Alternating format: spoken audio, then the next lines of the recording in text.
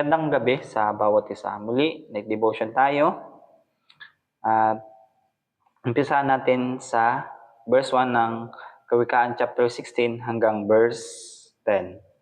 At kaninang umaga ay nagpagupit ako, kaya kung mapapansin nyo, medyo maayos-ayos ang aking itsura. At yun, salamat sapagkat patuloy nyo akong sinasamahan sa aking pagdidevotion tuwing gabi. At yun, kunting panahon na lang ay matatapos na natin to. Ilang chapter na lang. At yun, umpisa na natin. Ang mga balak ng isipan ay sa tao nagmumula, ngunit mula kay Yahweh ang sagot ng dila. Akala ng tao ay tama ang kanyang kilos, ngunit sa tunay niyang layon, si Yahweh ang nakakatalos. Pagkatiwala mo kay Yahweh ang iyong mga gagawin at magtatagumpay ka sa lahat ng iyong mga layunin. Lahat ng nilalang ni Yahweh ay mayroong kadahilanan at ang mga masasama kaparusahan ang kinahinatnan. Kinamumuhian ni Yahweh ang lahat ng mayayabang. So, yun.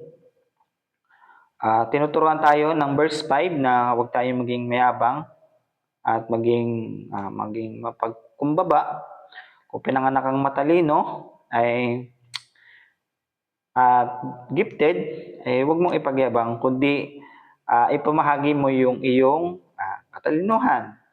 Turuan mo ng mga bagay na dapat matutunan ng iyong kapatid na medyo mahinang kokote, ganun. At yun, verse 5. Verse 6 na tayo. Katapatan kay Yahweh, bunga ay kapatawaran. Ang sumusunod, ang sa kanya'y gumagalang at sumusunod malayo sa kasamaan.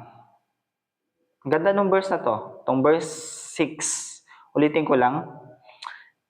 Katapatan kay Yahweh, bunga ay kapatawaran.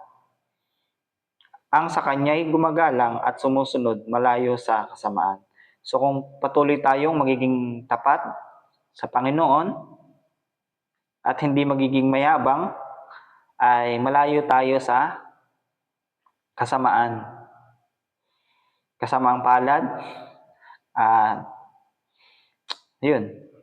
Verse 7. Kung ang buhay ng tao ay kalugod-lugod kay Yahweh, maging ang mga kalaban sa kanya'y makikipagbati. Ang maliit na halaga buhat sa mabuting paraan ay higit na mabuti sa yamang buhat sa kasamaan. Ang tao ang nagbabalak, ngunit si Yahweh ang nagpapatupad. Ang bibig ng hari ay bukal ng mga pasyang kinasisihan. Hindi siya namamali sa lahat niyang kahatulan. At yun, hanggang dito na lang tayo sa verse 10. At ang nakuha kong aral dito, bukod dun sa chapter 5, verse 6, ay itong verse 3. Ipagkatiwala mo kay Yahweh ang iyong mga gagawin. So, yun. Ipagkatiwala natin kay Yahweh ang ating mga gagawin. Kumbaga, lagi nating ipagpe-pray yung ating gagawin.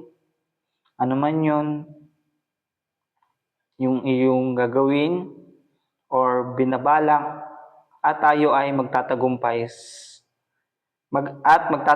ka sa lahat ng iyong mga layunin. Yun, isang bagay yun na mahalaga na ipagkatiwala natin sa Panginoon ang ating mga binabalak para sa ating magandang layunin, magandang kinabukasan, at magandang hinaharap. At yun, hanggang dito na lamang. Maraming salamat dahil patuloy niyo akong sinasamahan. God bless. See you to night devotion. Kita-kits tayo bukas ng gabi.